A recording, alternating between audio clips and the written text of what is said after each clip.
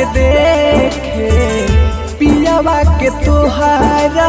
देश में आवत बानी तोहरा के देखे पियावा के तोहरा देश में केहू न चिन्ही एहो करे जा केहू न चिन्ही एहो करे जा रहब जोगिया के भेष में रहब जोगिया के भेष में।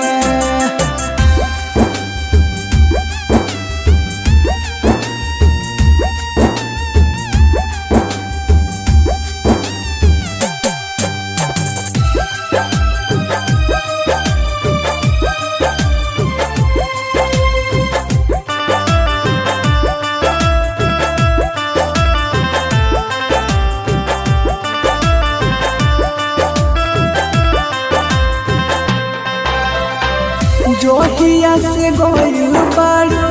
कटता ना दिन हो एक पल बितावल भइल बा कठिन हो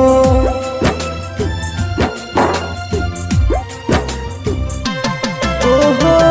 जोहिया से गइल बारू कटता ना दिन हो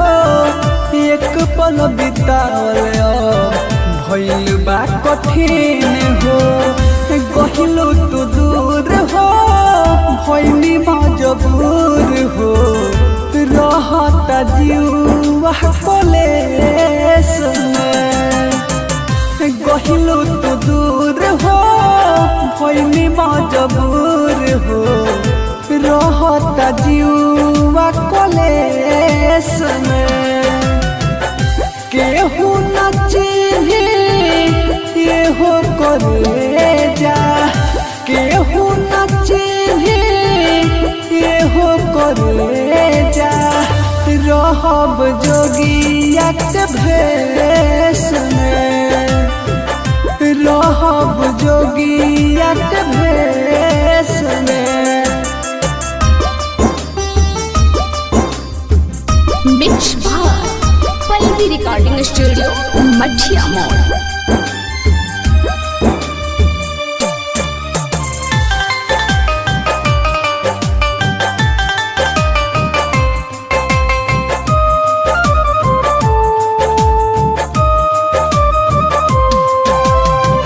दुआरा पोयाइब तना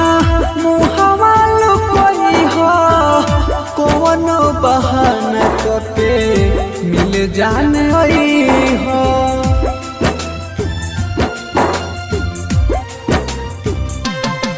हो दुआरा पोयाइब तना मुहावा लुकई हो कौनो बहाना करके मिल जाने हो गुडू अकेला इहे कहेला खुश रखस पर मधु पहरा देश में गुडू अकेला इहे कहेला खुश रखस पर मधु पहरा देश में केहू न चिन्ही एहो करे जा केहू न चिन्ही एहो करे जा